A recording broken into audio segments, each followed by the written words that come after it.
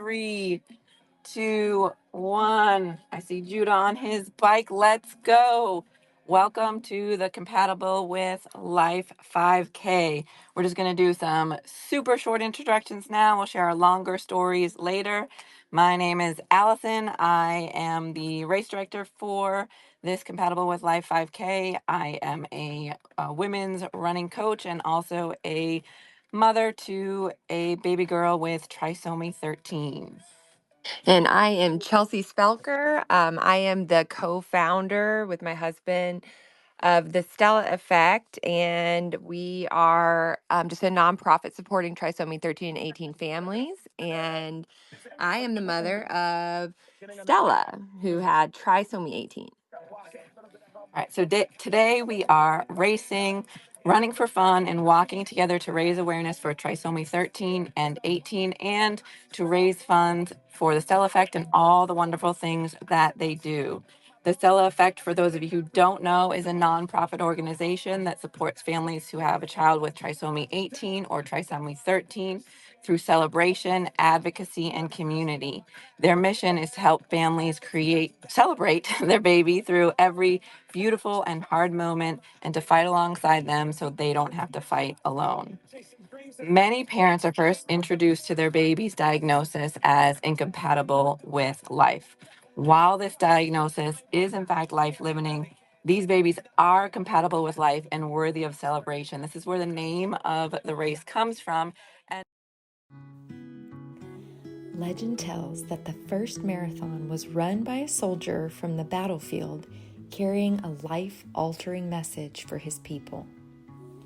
Hi, I'm Erin Heddick, and I have the privilege of being mom to 5 kiddos, and our youngest, Cora, is 7 years old and has full trisomy 13. I know today we're running a 5K, but long ago I had a dear friend tell me that having a child with special needs is like running a marathon. Think about the start line. Trembling hands and pounding heart, excitement and fear, uncertain of how far the road will stretch or what obstacles lie ahead. For us, this comes in the form of a pre- or postnatal diagnosis and many more potential diagnoses along the way, each holding weighty unknowns. Some miles feel smooth and steady, while others bring steep hills, detours, and rough patches. This race is not a sprint. No, this race is about enduring. We must learn to pace ourselves, for it is all too easy to burn out. For lost families, they endure grief that lasts a lifetime, because that's what love entails.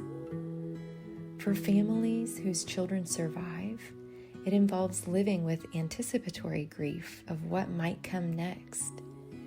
It asks for patience and courage to keep moving when obstacles and hardships come, whether it's for your child or as a caregiver.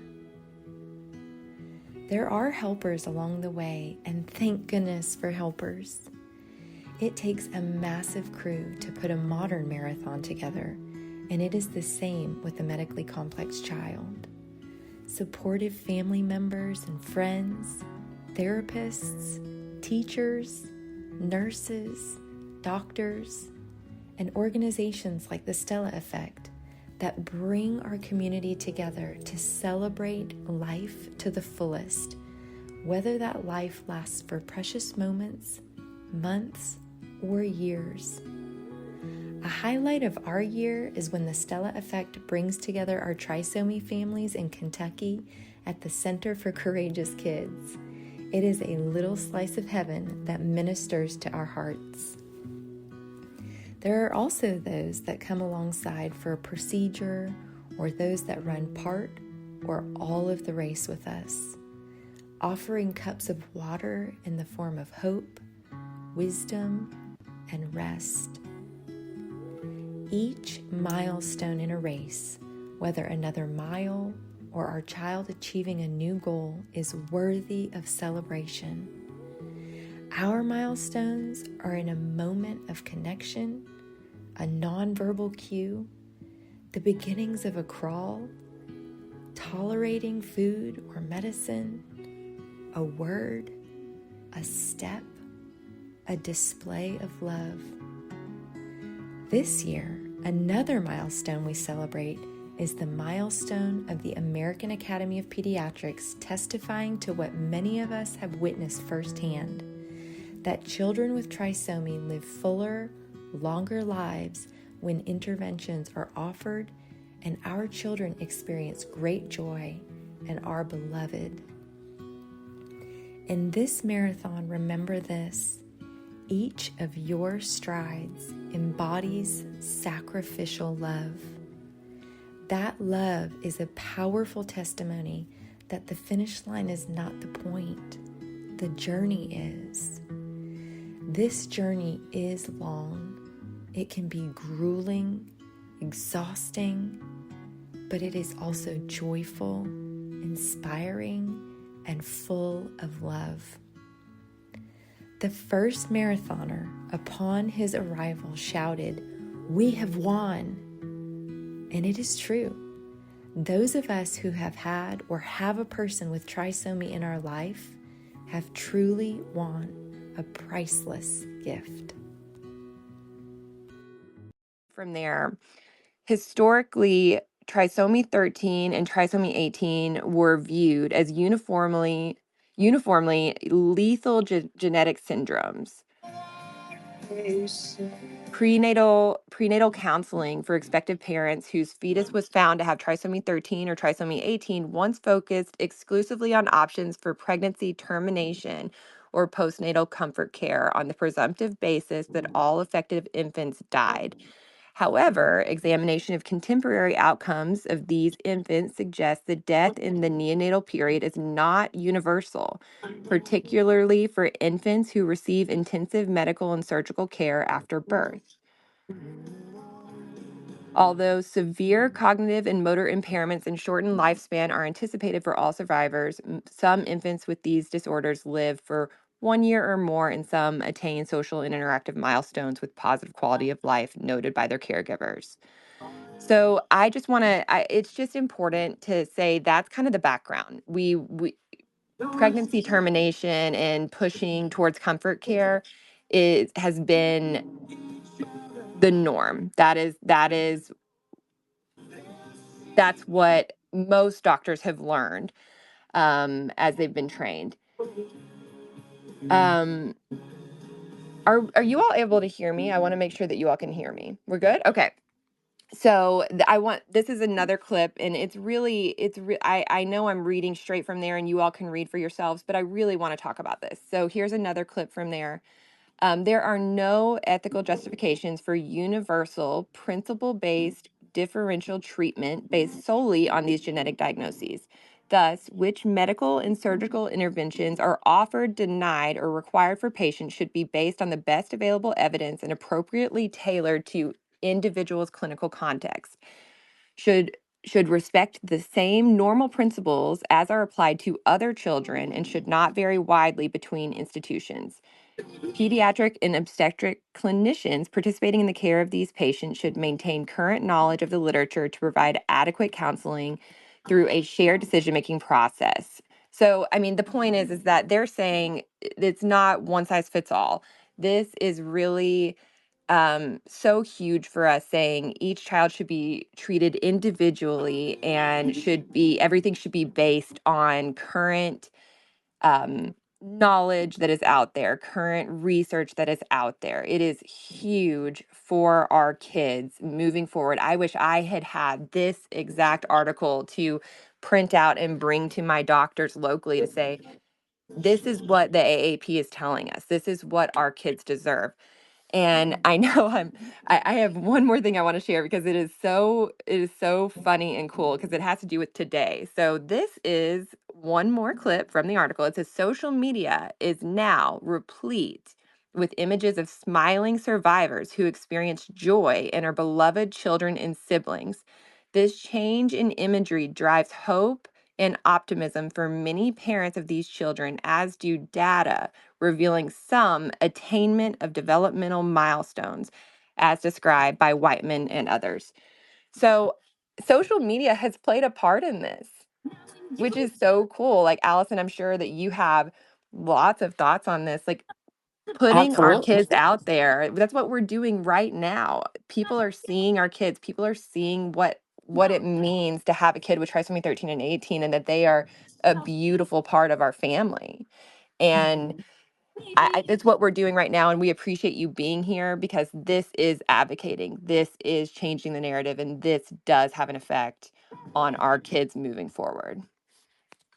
Yes, I mean, as you were talking and just thinking about the social media part of it, that was huge for me, because you Google and you get well, at least back then, like almost 4 years ago now, you Google and you get all the stats, and then you come to social media and you see the smiling faces, and you see the families, and you see the love, and you see the joy, and it meant everything to me. Absolutely.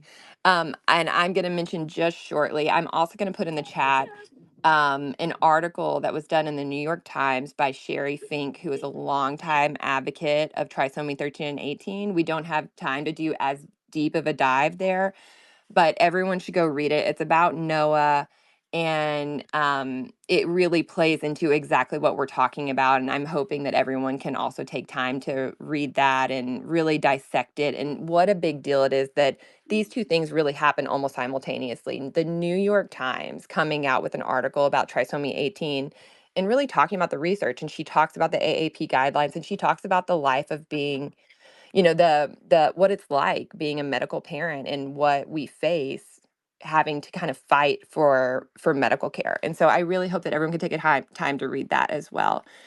And then I know that this is a big part for our entire community, what our fight is about. And I would love for everyone to put in the chat like what this means to them, and tell your stories about advocacy, and if this applies to you, which I'm sure it does. And Allison's going to share her story with Charlotte. I know that this is really close to your heart and your all's experience. Yeah. So, Charlotte, our daughter, Charlotte Grace, was diagnosed with trisomy 13 at 16 weeks gestation, after a high risk came back on the NIPT test, and we did the amniocentesis. And at that time, we were hit with all the grim stats, the myriad of potential birth defects, and the term incompatible with life. The news and the way it was originally delivered was devastating, to say the least. I mean, so much of it was out of our control, which I personally don't do well with, and being given diagnosis for your baby, I mean, it sucks more than words can describe. Then at that time, especially, and I know it's changing, which is wonderful to hear, if you wanted to be fully informed and advocate for your child, all of the burden seemed to fall on the parents. Hearing that news, that the American Academy of Pediatrics and the medical community is catching up to that, I mean, is absolutely huge. It's hard to hear as someone who didn't have that at that time too, but it's also something that I am absolutely so grateful for. And I'm also so lucky, because at that time with social media, I found Chelsea and the Cell Effect and so many of the other mothers in the rare trisomy community in my deep rabbit hole of Google searches, who have been incredibly supportive in this journey. They're the ones that armed me with the questions to ask the medical team, so that we finally felt supported. They're the ones that provided me the hope that there might actually be life for her outside. They're the ones who celebrate her exactly as she is. And this community absolutely means the world to me. Charlotte was a fighter, and medically, over the remaining months of pregnancy, her prognosis continued to improve. She grew strong. She was measuring in the 50th percentile at birth. She was actually born a bigger baby than I was, which is like, she was strong. The abnormalities in her brain, heart, kidneys, bladder, they all continued to trend closer to, like, air quotes, normal with each scan. She was born breathing and fully alive, and began to defy every statistic we were given. And I hope that when the medical staff at our hospital received these new guidelines, they thought of her, because they were so impressed by her spirit and her fight. We were even beginning to begin occupational therapy for her hands and feet, and discussing ways to improve her quality of life. Her quality of life after being told she was incompatible with life. We were prepared for so many different fights after her birth, except for the one we found ourselves in. She ended up dying of an infection in the NICU, rare but somewhat common in the NICU. But she was a fighter. She lived for 6 days. Her heart beat. She breathed on her own, and she was compatible with life. Thank you for sharing about Charlotte with us. Allison, we know that this race wouldn't be happening without her, and this is her legacy. And every year, Charlotte's life makes a difference in. I just don't even, we can't even count the number of lives that her life is making a difference in. And so I just really appreciate you and Dustin and your family, and every year being so vulnerable and just, you know, being there for her and being her voice. I love that I get to know Charlotte through you. Stella's story is so similar, and if you listen, if you are in the chat, I would love for you all to share if your stories are similar. I know that for us, we had to fight for everything we got with Stella, and we actually ended up moving to Cincinnati for fair care, and she lived for 39 beautiful days. We would not have had that time had we not moved to Cincinnati to get what we needed for her. And it was a very similar story that unfortunately, she kind of died of something that was not super on our radar. And um, who knows what would have happened, but I am just so grateful every day that she is a part of our life, not just was a part of our life, but still is a part of our life. We started the Stella Effect in 2021 with the mission to support families through community, education, advocacy, and celebration. And everything we do is because she taught us. Um, Celebration was a huge part of our life with Stella. We got a cake for her when she was born and sang her happy birthday. We did that for her 1 month, like every day was a celebration. And so we, in the past, have done 39 birthdays, and we are hoping that in 2026 and on, we are able to do more of that. Community is a huge part of the Stella Effect, because just like Allison said, that's what we needed, and that's what we found. We found that through social media and hashtags and Soft, which is a support organization for trisomy. I hope that everyone can join Soft and be a part of that community.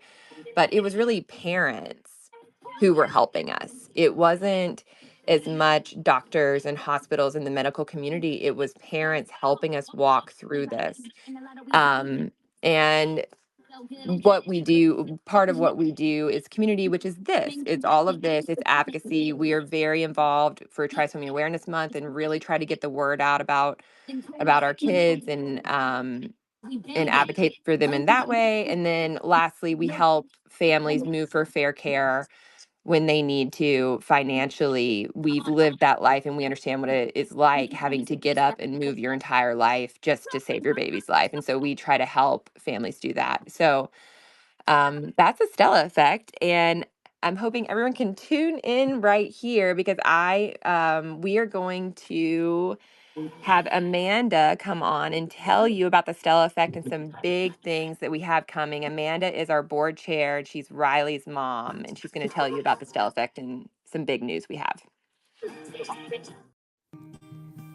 Hi everyone, I'm Amanda Gilmore, Riley Bear's mom and the board chair for the Stella Effect. It means so much to see you all here today. This is one of my favorite events of the year, and I hope you know that every one of you showing up to walk, run, donate, or cheer is helping us to change the narrative for trisomy 13 and 18. Over the past few years, the Stella Effect has grown from a beautiful vision started by Stella's family to support families in our community through celebration, advocacy, and community, to a nonprofit that people recognize and look to for support at a much greater scale than we ever expected. So far, we've been able to do so much through love, grit, and a handful of parent volunteers squeezing in the work during nap times and late nights. But the truth is, we want to do more. We have families reaching out to us every week asking for resources, connection, and hope. We want to grow our impact, to fund family care packages, more programming, create more awareness campaigns, build partnerships with medical providers, and strengthen advocacy. To get there, we need more hands and hearts helping us lead.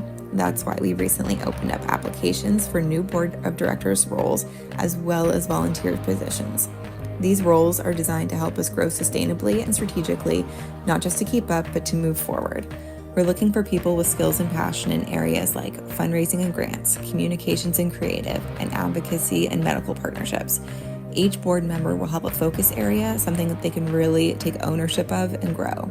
And alongside the board, we're creating what we're calling a volunteer task force, a team of dedicated volunteers who will support each of these focus areas.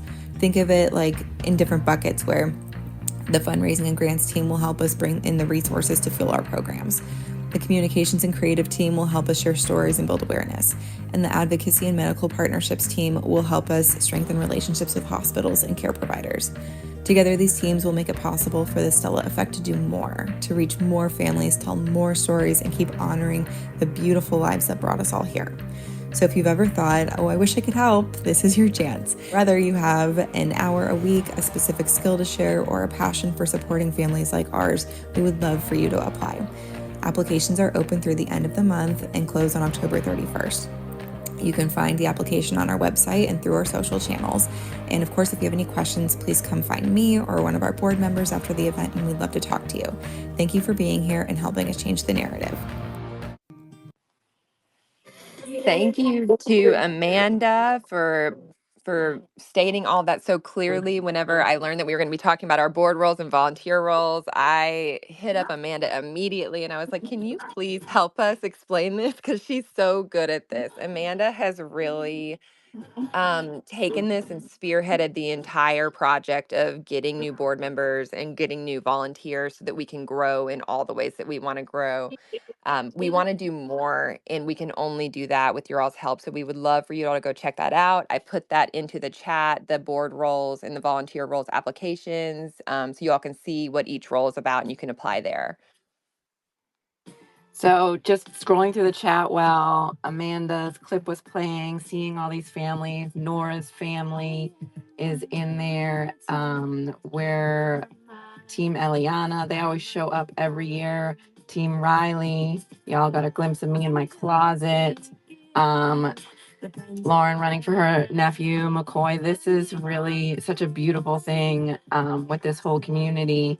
And I just want to take a minute to acknowledge like that all these stories matter, whether you got years, 17 months, 117 days, and these are very specific numbers, and those of you who know them, 39 days, 6 days, 5 hours and 9 minutes, 2 hours, or 78 minutes. That love is there and will always be a huge part of us. And that's what we're here to celebrate today with this race. Let's demonstrate that celebration with a little unofficial competition. So, are you walking or running with a group? Post a picture of your group, and the person with the biggest group walking or running together will win a gift card for a Stella Effect thing of your choice with their next launch. So while we're waiting, so put those pictures in the chat. I will announce the winner of that. We'll kind of look through all the pictures later, and that will be announced via email. But while we're waiting for that to roll in, let's announce some other winners. So the biggest team who, through registrations, the biggest number of registrants for the team, they will also receive a Larry & Co. gift card towards the next Stella Effect apparel launch is Team Eliana. And I guarantee this will not be the only award this team wins today because they show up every year and we are so grateful. Team Eliana wins with 37 team members. Give them a little round of applause. The team that raises the most funds will also win a prize, but the jury is still out on that one because donations are going to stay open for one more week. So we're keeping the donations open through Friday, and then we'll tally up the last bit of prizes then, and you will see that. And I'll announce one more winner now. We did, just to get a little bit of pre-race engagement and make sure y'all could get into the chat ahead of time. We're doing a $25 Amazon gift card. I entered all the names of everybody who had commented before the cutoff this morning, and the winner for that is Lauren Locklear. So in the email with the recording, I will send you some more information about how to claim your prize. Congratulations. My name is Jada Sanders. I'm the mom of Cade Sanders, my sweet little miracle baby. Pretty much from the moment that Cade came into the world, his journey had been anything really but ordinary. His birth was surrounded by uncertainty. It was filled with a lot of medical terms, a lot of alarms, and room full of specialists. What most parents experience as a moment of pure celebration, it quickly became a test of strength and faith for my family. I had to tell my oldest, who was 4 at the time, that she may or may not be able to meet her brother who was born with a medical diagnosis that was just unheard of by me. So that was a different path that we had to walk, and it was filled with surprise DNRs by doctors who they wouldn't do it.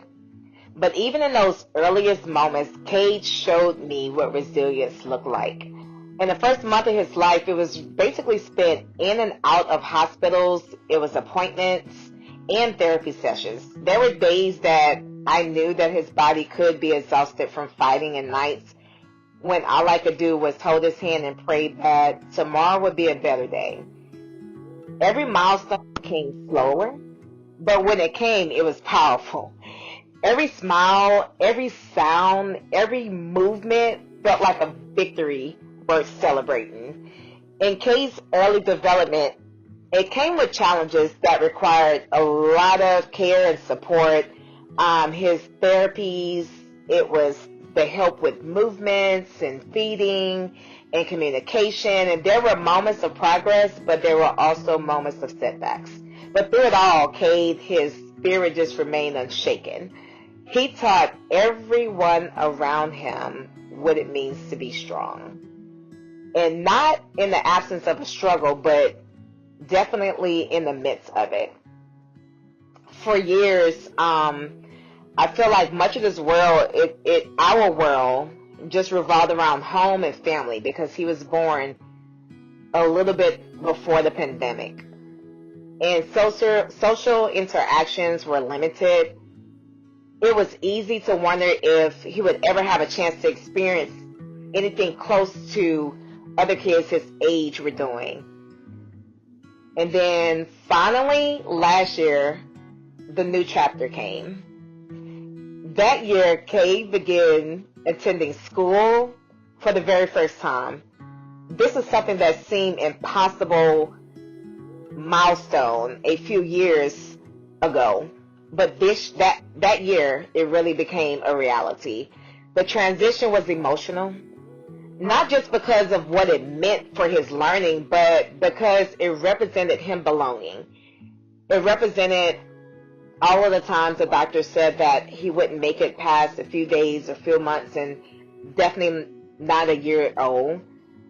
For the first time, Cade would have actual classmates, something that I was told he would never be able to experience. He would have friends and teachers who saw him for who he was, a joyful, loving, determined little boy with just so much love to give.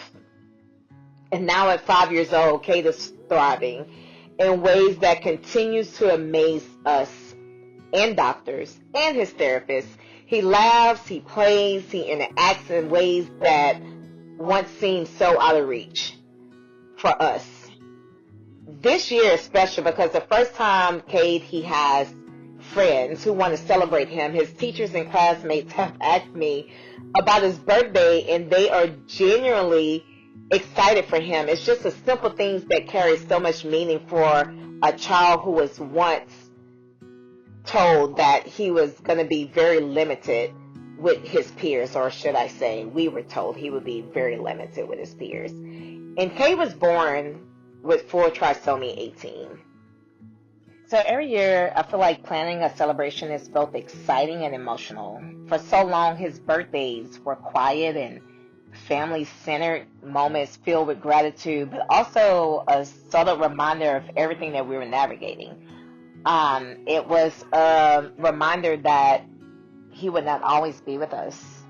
So every moment was special for us. And throughout this journey, here comes the Stella Effect Group that has been an incredible source of support and community, providing us the opportunity with connecting with families who understand this unique challenge of raising a child with complex medical or developmental needs that has made such a difference. Their encouragement, the chance to share experience and resources has given us a sense of belonging and hope, and a reminder that we're not alone in this journey. So many of us need reminders that our kids are loved, they're wanted, they're valued. And the first time I experienced that through Stella. Before I found Stella on Facebook, I would have never known our children are resilient and they can live. And she was one of the first families to give me hope on this journey. So Kay's story is just not about a diagnosis or therapy or medical progression. It's about connection. It's about preservance and the power of inclusion. It's about a little boy and our children who can teach everyone around us what it means to live fully, deeply, and to keep moving forward no matter what this life brings. Every day with Cade is a gift. His laughter fills our home with determination and it inspires everyone who meets him. And his story brings awareness to so many families walking a similar path, because this journey is one that's challenging, but it's also filled with unimaginable joy. So I feel like Cade is the proof that progress comes in all forms. Sometimes it comes in the form of a milestone, but a lot of times it comes in moments. And every one of those moments matter, especially to us. It's important for us to feel included because our children are loved no matter the differences. They're wanted. And we need to spread more positive awareness of this journey. It can be daunting, but it also could be so, so rewarding.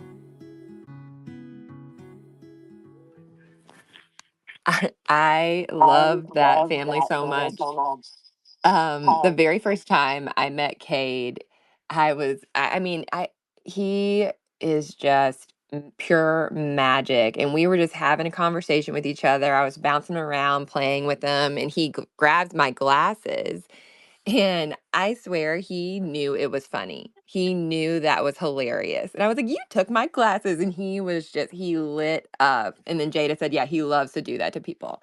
He loves to dance. So do his siblings. Like, if you watch Jada, she is just like passing him around to everyone at camp. And all the families are. We're all passing each other's kids to each other. It was just, he is just the sweetest kid. I can't wait to make it to camp one day and meet all of these families finally. But as a teacher, that part about the kids at school celebrating him like really got me. I listened to Yeah. it on Thursday, and then I went to school on Friday and just like pictured it happening in the hallways. And then it's probably like, okay, now she's like a weirdo crying walking through the hallway. But again, I just want to double down and say I think this is why like the education and advocacy is so important, because all parenting comes with this like immense responsibility and decision making, and then medical parenting a complex child like even more so.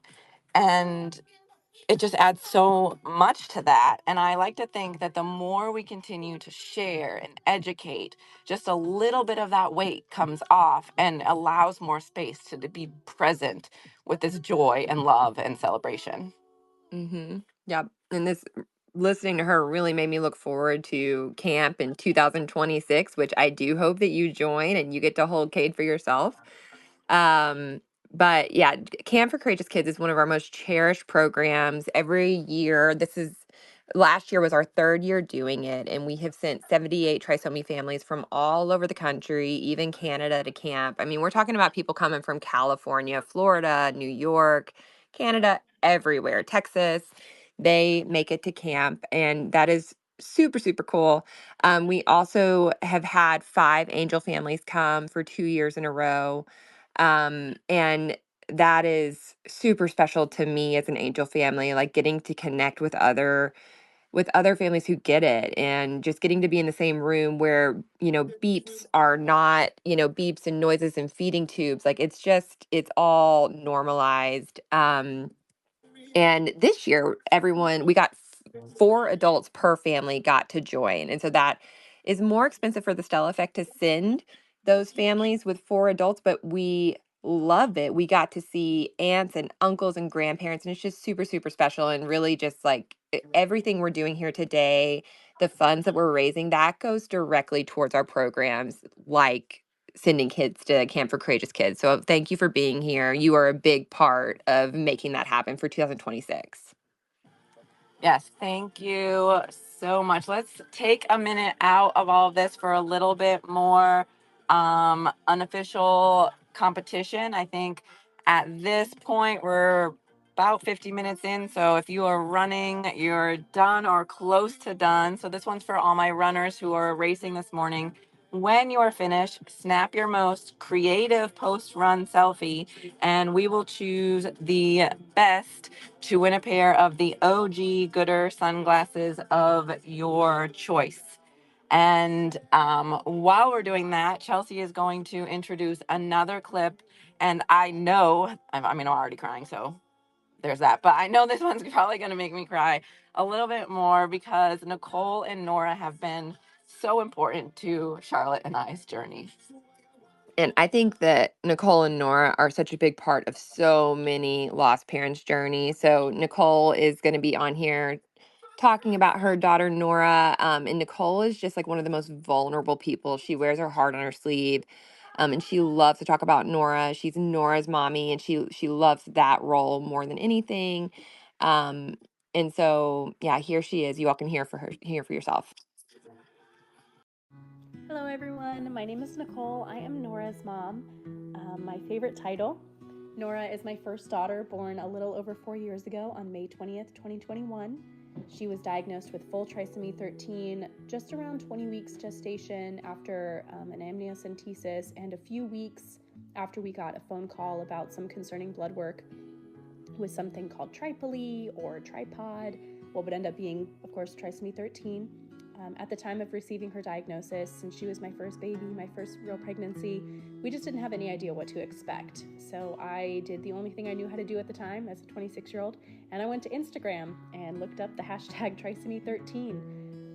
At the time, there was no official Stella Effect, but I did find an incredible group of women, parents, who just gave me so much hope that even if our time with Nora in our arms was not as long as we hoped it would be, there was still a very, very real chance, just the truest optimism that I would still love her. I wouldn't be afraid of my baby, and I would be able to just love her and cherish her. And that has been true since the moment I felt her kick right after our amniocentesis at 20 weeks. We called Nora our little bee before we knew her sex. Before we got her diagnosis, we were not going to find out the gender of any of our kids.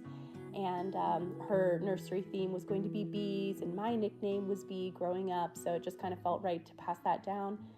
And right before 31 weeks, carrying her, about 11 weeks after we got her diagnosis, I was admitted to the hospital for some concerning preeclampsia signs. And the next morning, on May 20th, our doctor came in and said, okay, today's the day, we're gonna meet Nora, how do you wanna do it? So we had an elective C-section that afternoon, which just ended up being the most beautiful experience. Kind of in the middle of COVID, our nurses were able to sneak in my parents who had stepped away from their jobs and as travel nurses and traveling, and been able to stay with us for a while. One of my sisters flew in to the upstate of South Carolina, where we live, from Oregon the night before, or the day of, excuse me.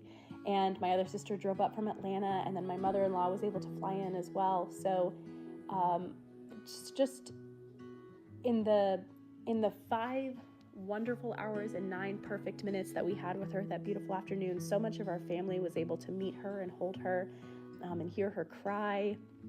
We were able to give her a bath, and read books to her and brush her hair. She had beautiful, beautiful blonde curls. And it's just a real joy to be her mom.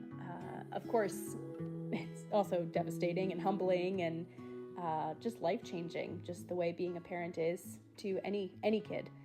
So that in some way makes me feel normal, that it's just as much of a joy and a challenge to raise her, or to love her and be her mom, as it is her 2 younger siblings now that we have here on earth with us. So Nora ended up being born on World Bee Day, on that perfect day that everything lined up, and that ended up being her birthday, which was fitting, as we called her our little bee. And that has been a really nice wink or glimmer, something that we think about, and we see her and smile, like the color yellow, or little yellow hats like she got to wear. When I had found that hashtag TraceMe13, again, just finding all those other, what were at that point lost moms, and I hadn't really stumbled upon the Living Trace Me community. That was more of an experience that I got exposed to at the first weekend at the Center for Courageous Kids. That amazing camp experience that I was able to go to as an angel mom the first year, and then the next year with my husband and our other 2 kids as Nora's family. And I mean, I'm going to be thinking about that time for the rest of my life. And what a gift it is to be able to raise our 2 kids, our 2 living kids now, with Nora's memory and with other kids who are like her, and just to have that love and that compassion for people around you, even though they're not the same. Being Nora's mom, of course, like I said, has its challenges, but there are so many beautiful things. Another way that we really like to celebrate her, and the way that I get to parent her best is we have a little free library for her, not far from our house. It's painted with, kind of haphazardly, with bumblebees and unicorns and sunflowers and hedgehogs and roses and little pigs and daisies and ladybugs, all of the things that make us think of Nora and her friends, who are wherever they are now. And we visit that little free library usually a couple of times a week. That's actually where I'm recording from right now. And just last week, I was able to drop off some books there. I like to keep up with it.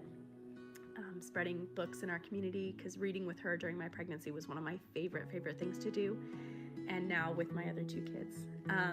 And when I visited last week, I met someone who said that the beauty of that little free library that we built in her honor with her name on it, and the joy that it brought them to see all the bright colors and beautiful pictures and know the story behind it, inspired them to build one at the Child Care Development Center that they worked at. And that, of course, it's not easy to have me burst into tears, but that really just cemented for me what I know is my daughter's legacy, which is such a beautiful thing that she gets to have, and that we get to help foster, given that we only had one afternoon with her in our arms. So having that experience at her little free library, and so many other experiences that have been able, presented us with an opportunity to share her name and her story, have really felt like everything I could dream of for her. When very early in my pregnancy, I was kind of told that we had to give up on whatever dreams we might have for her. And that has just been such a miraculous thing to receive and experience. And it is just a joy to be her mom. And I love talking about her, and I love sharing her with you all.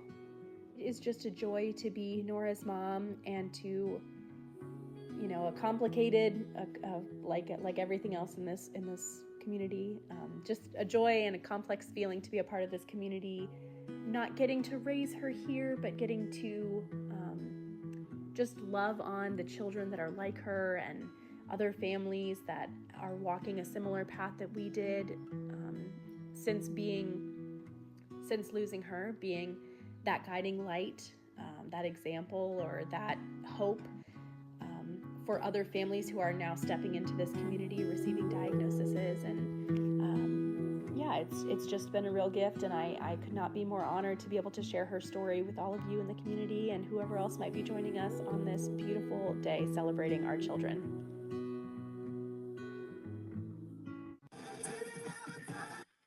I love Nicole so much. Thank you so much for sharing your Nora B with us. I got to be with Nicole last year at camp, and she went the year before that as well. And one of the things we liked to do was to meet and go to the cafeteria and like eat toast together.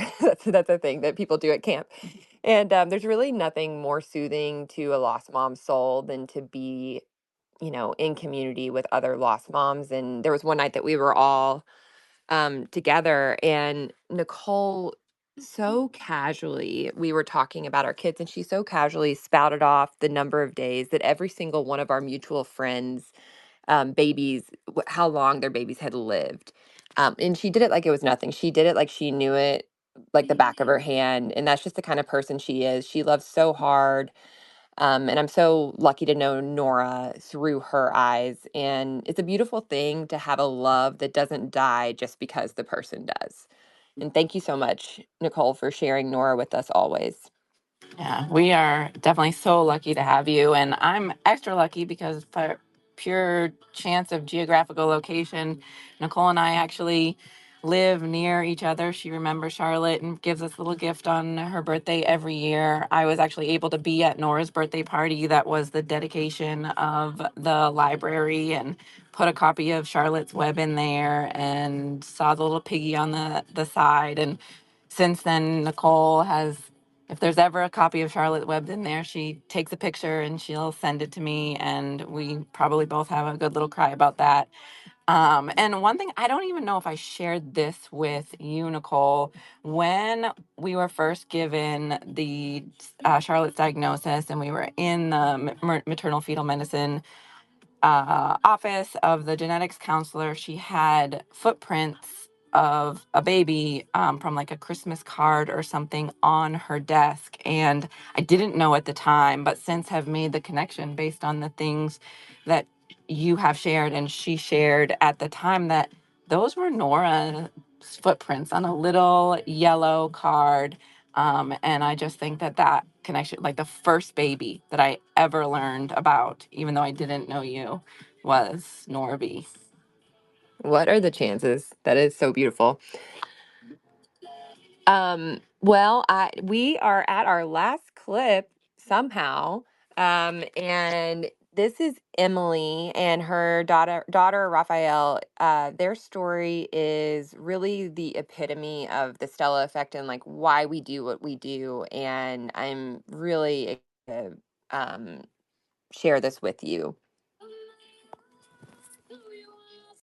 Our trisomy 13-18 life began not even a year and a half ago. My husband unexpectedly lost his job while I was pregnant with our 8th child, and my 20-week ultrasound got pushed back until his new job and insurance could get sorted out. At 27 weeks, I had that anatomy scan. I met with my doctor afterward, and she told me that my baby would not survive. At that point, it became a race against the clock to gather as much information as possible. And that was around the time that I connected with Chelsea. I remember those last weeks and days leading up to Raphael's birth really felt like trying to land an aircraft in the dark without runway lights. Right after Raphael's birth, Chelsea became such a valuable resource, offering encouragement and advice. I remember that last year's 5K closely coincided with my daughter's heart surgery. During this time, my daughter was in the hospital. Our family had relocated, and we were just stretched very thin. My husband was commuting pretty significant distance to and from work every day. I was trying to stay at the hospital with Raphael, and be with our other children outside of the hospital. It was a lot to juggle, and we were just stretched so thin.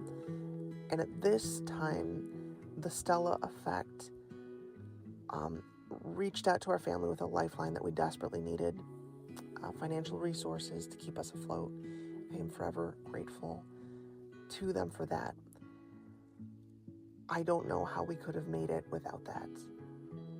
As the months trudged on, my daughter started doing better and discharge was in sight, when all of a sudden things took a turn for the worse again.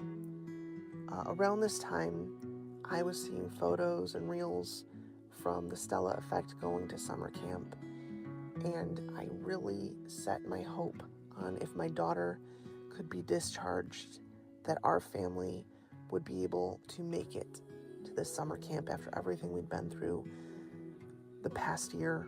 And it really surpassed our expectations in every conceivable way.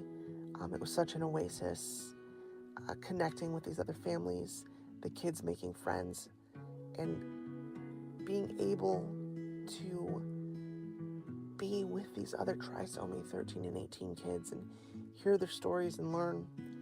And that would not have been possible for our family without the Stella Effect and without the people who donate and the sponsors.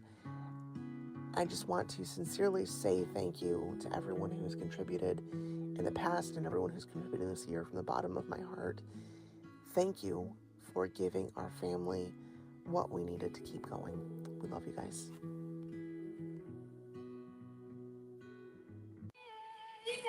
So I Emily's story is just like so touching to me. And the way that if you meet her in person, she sounds exactly like that in person. Like she is just such a sincere human. And whenever Rafi was born, we were just back and forth constantly talking. And the Stella Effect was able to help them financially because they were having to um, you know, travel for the care that they needed for her. And that is so hard. And then, before she's even 1 years old, she got to attend camp. And that wouldn't have happened without the interventions that they received from those doctors who were willing to help them through that. And I just want to point out that the funds that we raise here, that was what got them through that. They were able to go to camp and they were able to receive the care that they needed financially. And that's because of people like you who are here raising funds for the Stella Effect. And it's really what the Stella Effect is all about. When they pulled up to camp, like Emily and I both just like burst into tears, just thinking about everything that she had been through and what they had been through. And I'm just so grateful to know them. Yeah, I mean, Chelsea said it, but just watching these stories from camp, hearing Rafi's story, seeing the pictures in the chat, and knowing that the funds raised in this event were a large part of what made it possible is such an incredible feeling. So if you're here listening, know that you are a huge part of what made all of this possible and will make it possible in the future. I also know that a lot of people directly affected by trisomy 13 and 18 here, and this race serves just as a wonderful community building event for these families too. There's a place that we can all come together and celebrate. There's also a good number of runners here, many athletes that I coach, and so many who didn't even don't know anybody with trisomy 13 and 18 personally showing up to here today for our babies from around the world. And that is really just a wonderful thing. So thank you all so much. And I want to thank Allison and Charlotte. Like this is their legacy and this is Charlotte's legacy. And without you all, the amount of, and it's all because a little girl named Charlotte existed and she still exists here. She's a part of our life now. And thank you, Allison, for sharing her with us always. Thank you. And thank you all for bearing with us with some tech stuff at the beginning. I know we're running a little bit over our hour, so I'll close it out with a few thank yous of my own and also let you know the total funds we have raised so far. So thank you to Amanda and Chelsea and all the other members of the Cell Effect board for serving this community with so much love. And thank you for the work that you put in, the blood, sweat, and tears. We want to thank all of you for running and walking with us today, spreading awareness for trisomy 13 and 18, and for your support of the Cell Effect. Thanks to you through the $15 each for registration and many other direct donations. So far, we've collected a little over $9,500. And so much of that has come in just in the past 2 days, a lot of it today. And let's keep that momentum going. So the dollars will go directly to supporting families of trisomy 13 and 18 through the Stella Effect. The recording, there might be some hiccups with it, but as much as we got, and the link to submit your run times will be sent via email later today. The remaining prizes, the biggest group picture. I can't see the chat anymore. Sorry. The biggest picture, most creative post-run selfies will be announced via emails as well. And again, we'll keep donations open for one more week on the race website. So if you haven't donated yet and or want to give a little bit more, click the blue button at the top of that page. We'll post a link in the chat here and resend that link via email shortly. And do not forget to post your picture on social media with the hashtag compatible with life 5K and a little something about your experience today to help us continue to raise awareness. We'll do one more drawing for a gift card for the next Stella Effect launch. But for all the names that come in, for us to see it, you must use the hashtag and either tag me at Allison Marie Ph.D. or at the Stella Effect org to be entered. We will pull a name from all of those who share by the end of the week Friday. And so even if you're not participating live, you can share too. We will hold the prize for most funds raised by a team until then as well, and announce that along with the male and female race winners next weekend. So look out for that email. And I can't end without thanking Ann Campbell and his team at Run the Day for making this platform happen. We quite literally could not have put on this race without you. So thank you all.